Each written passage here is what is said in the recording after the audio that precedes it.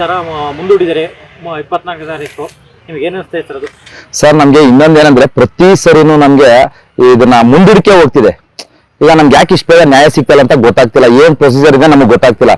ಪ್ರತಿ ಸರಿನೂ ಇದ್ರದ್ದು ಮುಂದಕ್ಕೆ ಅಂತಾನೆ ಮುಂದಕ್ಕೆ ಹೋಗ್ತಿದೆ, ಅದ್ರ ನ್ಯಾಯ ನಮ್ಗೆ ಸಿಗ್ತಾ ಇಲ್ಲ.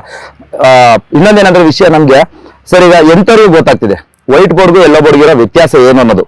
ಅದು ಡಿಕ್ಲೇರ್ ಅವ್ರು ಇನ್ನ ಕೊಡ್ತಾ ಇಲ್ಲ. ಅದ್ರ ಜೊತೆಗೆ ಈಗ ಆಯ್ತು ಬೈಕಲ್ಲಿ ಅವ್ರು ಬಿಡ್ಲೇಬೇಕಾ, ಅದಕ್ಕೊಂದು ರೂಲ್ಸ್ ರೆಗ್ಯುಲೇಷನ್ಸ್ ನ ಮಾಡಿ ಅವ್ರನ್ನ ಬಿಡ್ಬೋದು. ಇಲ್ವಾ ಅದು ಇಲ್ಲಪ್ಪ ನೀವು ಕಂಪ್ಲೀಟ್ ಮಾಡಂಗಿಲ್ಲ, ಒಂದು ತೀರ್ಪು ಕೊಡೋದಕ್ಕೆ ನಮ್ಗೆ ಇಷ್ಟು ದಿನ ಮುಂದಕ್ಕೂ ಹಾಕೊಂಡೋಗ್ತಿದಾರೆ ಹೊರತು ಏನಕ್ಕೆ ನಮ್ಗೆ ಆಟ ಆಡ್ಸಿದಾರೆ ಅಂತ ಗೊತ್ತಾಗ್ತಿಲ್ಲ. ಸರ್ಕಾರನೂ ಕೂಡ ನಮ್ಗೆ ಡ್ರೈವರ್ಗಳು ಒಂದು ದಾರಿ ಕೊಡ್ತಾ ಇಲ್ಲ, ಸರ್ಕಾರದಿಂದ ಒಂದು ಆ್ಯಪ್ ಕೊಡ್ತಾ ಇಲ್ಲ.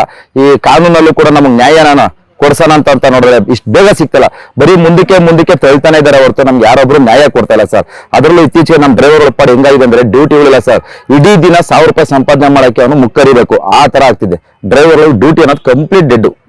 ಏನ್ ಮಾಡೋಣ, ಈ ರ್ಯಾಪಿಡ್ ಆಗಿ ಬಂದ್ಮೇಲೆ. ಅದ್ರಲ್ಲೂ ಇನ್ನೊಂದೇನಂದ್ರೆ ಸರ್, ನಮ್ ಕರ್ನಾಟಕದಲ್ಲಿ ಎಲ್ಲೋ ಇರೋರು ದುಡಿತಿದ್ದಾನೆ, ಕರ್ನಾಟಕದಲ್ಲಿ ಹುಟ್ಟಿ ಬೆಳೆದ್ರು ದುಡ್ಡು ತಿಂತಾ ಇಲ್ಲ. ಎಲ್ಲಿಂದ ನಾವು ಬಂದು ಒಡಿಸಾ ಅಲ್ಲಿಂದ ಇಲ್ಲಿ ಇರೋರು ಇಲ್ಲಿ ಬಂದು ಅನ್ನ ತಿನ್ಕೊಂಡು ದಬ್ಬಳಿಕೆ ಮಾಡ್ತಾರೆ ಸರ್. ಅದರಲ್ಲೂ ನೆಟ್ಟು ಕನ್ನಡ ಮಾತಾಡಲ್ಲ ಸರ್, ಕನ್ನಡದವ್ರ ಮೇಲೆ ದೌರ್ಜನ್ಯ ಮಾಡ್ತಾರೆ. ಇದನ್ನೇನ್ ಹೇಳಲ್ಲ. ಮೊನ್ನೆ ಹೈಕೋರ್ಟ್ ಅಲ್ಲಿ ಸರ್ಕಾರ ವಾದ ಮಾಡಿದೆ, ನಾವು ಬೈಕ್ ಟ್ಯಾಕ್ಸಿನ ರನ್ ಮಾಡಕ್ ಬಿಡಲ್ಲ ಅಂತ. ಅಂದ್ರೆ ಅದ್ರ ಬಗ್ಗೆ ನಿಮ್ಗೆ ಎಷ್ಟು ಖುಷಿ ತಂದಿದೆ ಸರ್? ನಿಜವಾದ ಖುಷಿ ಸರ್ ಅದು. ಯಾಕಂದ್ರೆ ಅಟ್ಲೀಸ್ಟ್ ಹಂಗಾದ್ರೆ ನಮ್ಗೆ ಡ್ರೈವರ್ಗಳು ನ್ಯಾಯ ಸಿಕ್ತಂಗೆ ಸರ್ ಅದು. ಈಗ ಅದು ಸ್ಟಾಪ್ ಮಾಡ್ಬಿಟ್ರೆ ಸರ್, ಹೇಳ್ತೀನಲ್ಲ, ಇವತ್ತು ನಮ್ಮ ಎಲ್ಲಾ ಡ್ರೈವರ್ಗಳ ಪಾಲಿಗೆ ನಮ್ಮ ಆಟೋ ಡ್ರೈವರು, ಕ್ಯಾಬ್ ಡ್ರೈವರು, ನಮ್ಮಿಬ್ಬರು ಪಾಲಿಗೂ ಕೂಡ ಅವರು ಕಾನೂನು ಇವತ್ತು ಸರ್ಕಾರ ಅನ್ನೋದು ಮತ್ತೆ ನಮ್ ಏನ್ ಜಡ್ಜ್ಮೆಂಟ್ ಬರ್ತದೆ ಅವರೇ ನಮಗ್ ದೇವ್ರು. ಅದನ್ನ ಸ್ಟಾಪ್ ಮಾಡಿದ್ರೆ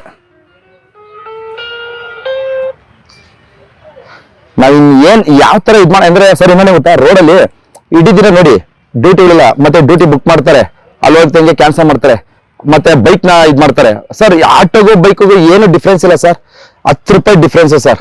10-20 ರೂಪಾಯಿ ಡಿಫ್ರೆನ್ಸ್ ಅಲ್ಲಿ ಇರೋ ರೇಟ್ಗೆ ಎಲ್ಲ ಬೈಕ್ ನ ಇದ್ ಮಾಡ್ತಾರೆ. ಬಟ್ ಅವರು ಕೂಡ ರ್ಯಾಪಿಡ್ ಅದ್ರ ಏನಕ್ಕೆ ಬೈಕ್ ಅಷ್ಟೊಂದು ಪ್ರಿಫರೆನ್ಸ್ ಕೊಡ್ತಾರೆ, ಪ್ರತಿಯೊಬ್ರು ಬೈಕ್ ಏನಕ್ಕೆ ಅಡಿಕ್ಟ್ ಆಗ್ತಾರೆ ಅಂತ ನಮಗ್ ಗೊತ್ತಾಗ್ತಿಲ್ಲ ಸರ್. ಆಟೋದಲ್ಲಿ ಏನು ಕಮ್ಮಿ ಇಲ್ಲ ಸರ್. ಈಗ ಆಪ್ ಅಲ್ಲಿ ಏನ್ ತೋರಿಸುತ್ತೆ ಅದನ್ನೇ ಸರ್ ಅಮೌಂಟ್ ನಮಗ್ ಕೊಡೋದು. ಆಪ್ ಬಿಟ್ಟು ನಮ್ಗೆ ಏನ್ ಜಾಸ್ತಿ ಕೊಡಲ್ಲ. ಈಗ ಬೈಕಲ್ಲಿ ಅದಲ್ವಾ, ಏನ್ ಬೈಕ್ ಅನ್ನೋ ಕೇಳ್ತಾರ? ಇಲ್ಲ, ಅದನ್ನು ಕೂಡ ಆಪ್ ಅಲ್ಲೇ ಬುಕ್ ಮಾಡೋದು, ಅದನ್ನೇ ಬುಕ್ ಮಾಡ್ಕೊಂಡು ನಮ್ಗೆ ಬರೋದಲ್ಲ ಸರ್. ಇನ್ನೊಂದ್ರೆ ಕುಂತ್ಕೊಂಡ್ರೆ ರಾಜ ಅಲ್ವಾ ಸರ್, ಕೂತ್ಕೊಂಡ್ರವ್ರು ಆ ತರ ಕರ್ಕೊಂಡೋಯ್ತೀವಿ. ಬೈಕಲ್ಲಿ ಏನ್ ಸೇಫ್ಟಿ ಇದೆ ಸರ್? ಮೊನ್ನೆ ಎಲ್ಲ ಬಿದ್ದು ಕೈ ಕಾಲೆಲ್ಲ ಮುರ್ಕೊಂಡಾರೆ. ಮೊನ್ನೆ ಲೇಡೀಸ್ ಒಬ್ರು ಬಿದ್ದಿದ್ದಾರೆ, ತುಂಬಾ ಜನ ಬೈಕಲ್ಲಿ ಬೀಳ್ತಾನೆ ಇದಾರೆ ಸರ್. ಇನ್ನೊಂದೇನಂದ್ರೆ ಒಂದು ಬೈಕ್ ಅವರು ಕೂಡ ಅರ್ಥ ಮಾಡ್ಕೋಬೇಕು, ಇಲ್ಲಪ್ಪ ಇದು ನನ್ನ ಮನೆ ಯೂಸ್ ತಂದಿರೋದು, ಇದು ನಾನು ದುಡಿಯೋದಕ್ಕೆ ಸರ್. ಇದೇನೋ ಪೋರ್ಟರ್ ಇದೆ, ಸ್ವಿಗ್ಗಿ ಝೊಮ್ಯಾಟೊ ಇದೆ, ಮಾಡ್ಬೋದು ಸರ್, ಅದನ್ನ ಯಾರು ತಡೆಯಲ್ಲ. ಆದ್ರೆ ಇನ್ನೊಬ್ರು ಹೊಟ್ಟೆ ಮೇಲೆ ಅವ್ರು ದುಡ್ಡು ತಿನ್ನು ಅಂತ ಯಾರು ಹೇಳಿದಾರೆ ಸರ್? ಇವತ್ತಿನವರೆಗೂ ಯಾರು ಹೇಳಿಲ್ಲ. ಇವ್ರೇನೇ ಸರಿ ಕೆಲಸ ಮಾಡ್ತಾರೆ. ವೈಟ್ ಬೋರ್ಡ್ಗೂ ಎಲ್ಲೋ ಬೋರ್ಡ್ಗೂ ವ್ಯತ್ಯಾಸ ಗೊತ್ತಿಲ್ಲ ಅವ್ರಿಗೆ. ಏನಾದ್ರು ಮಾತಾಡೋ ಒಂದು ಕಮೆಂಟ್ ಹಾಕೋದು ಚೆನ್ನಾಗ್ ಆಗ್ತಾರೆ. ಆ ಕಮೆಂಟ್ ನ ನೋಡಿದ್ರೆ ಸರ್ ಹೆಂಗಾಗುತ್ತೆ ಅಂದ್ರೆ ನಮ್ಮ ಮಕ್ಕಳು ಎಜುಕೇಟೆಡ್ ಅನ್ಎಜುಕೇಟೆಡ್ ಆಗಿ ಗೊತ್ತಾಗಲ್ಲ. ಒಂದು ವಿಷಯ ಏನು ಅಂತ ಗೊತ್ತಿಲ್ಲ ಸರಿಯಾಗಿ, ಸುಮ್ನೆ ಬಂದು ಒಂದು ಏನೋ ಅವರಪ್ಪ ಬಿಟ್ಟಿ ಕಾಸು ಕರೆನ್ಸಿ ಹಾಕ್ಸಿ ಇರ್ತಾನೆ, ಅದನ್ನ ಬಂದು ಕಮೆಂಟ್ ಹಾಕ್ತಾರೆ. ಇನ್ನೊಂದು, ಈಗ ಅಗ್ರೇಡ್ ಕಂಪನಿಗಳಿಗೆ ಆಟೋದಲ್ಲೂ ಕಮಿಷನ್ ಬರುತ್ತೆ, ಬೈಕಲ್ಲೂ ಕಮಿಷನ್ ಬರುತ್ತೆ. ಒಂದು ವೇಳೆ ಬೈಕ್ಗಳು ಓಡಿಲ್ಲ ಅಂದ್ರೆ ಆಟೋದಲ್ಲಿ ಕಮಿಷನ್ ಓಡಿ ಜಾಸ್ತಿ ಓಡಿ ಅಲ್ಲೂ ಕಮಿಷನ್ ಬರುತ್ತಲ್ಲ, ಯಾಕೆ ಬೈಕ್ ಮೇಲೆ ಜಾಸ್ತಿ ಒಲವು ಅವರಿಗೆ ಸರ್? ಯಾಕೆ ಅಂತ ನಮಗೂ ಗೊತ್ತಾಗ್ತಿಲ್ಲ ಸರ್. ಇನ್ನೊಂದೇನಂದ್ರೆ ಅವ್ರಿಗೆ ಯಾಕೆ ಅಷ್ಟೊಂದು ಒಲವು ಅಂದ್ರೆ ಸರ್, ಇಲ್ಲಿ ನಮ್ಮ ಕರ್ನಾಟಕದವ್ರನ್ನ ಆಲ್ಮೋಸ್ಟ್ ಕನ್ನಡಿಗರನ್ನ ತುಳಿಬೇಕಂತಾನೆ ಹೊರಗಡೆನೆ ಕರೆಸಿದ್ದಾರೆ.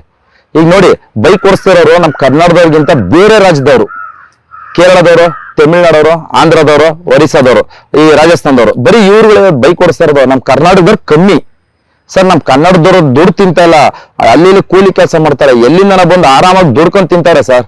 ಏನಕ್ಕೆ ಸರ್ ಅವ್ರಿಗೆ ದಾರಿ ಮಾಡ್ಕೊಡ್ತಾರೆ ಇವರು? ಯಾಕೆ ಜನ ತಂದು ಇಲ್ಲಿ ತುಂಬಿಟ್ಟು ಅವ್ರುಗಳನ್ನ ಬೆಳೆಸಿ ನಮ್ ಕನ್ನಡಿಗರನ್ನ ತುಳಿಬೇಕು ಅಂತನಾ? ಇದು ಯಾವ್ದೇ ಕಾರಣಕ್ಕೂ ಯಾವತ್ತೂ ನಮ್ ಕರ್ನಾಟಕದಲ್ಲಿ ಈ ಅವಕಾಶ ನಾವು ಕೊಡಲ್ಲ ಸರ್. ಅದೇನಾರಾಗಿ ನಿಂತ್ಕೋತೀವಿ ನಾವು ಕನ್ನಡಿಗರು.